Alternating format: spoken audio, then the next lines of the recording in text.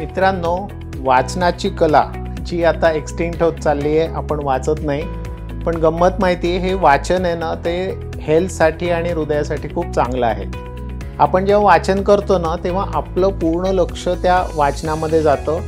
रोजचे जे जीवनातले स्ट्रेस आहेत ते आपल्याला लक्षात राहत नाहीत.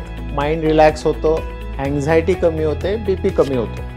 वाचल्यामुळे मित्रांनो काय होतं की आपली बुद्धी जास्ती तीक्ष्ण राहते, झोपेची क्वालिटी इम्प्रूव्ह होते आणि रिलॅक्स व्हायला खूप मदत होते. तर प्रत्येकाने दिवसभरामध्ये एक अर्धा तास वाचन करणं खूप गरजेचं आहे. ही जी विसरत चाललेली कला आहे मोबाईलच्या पुढे, ती आपण परत हातामध्ये घ्यायला पाहिजे.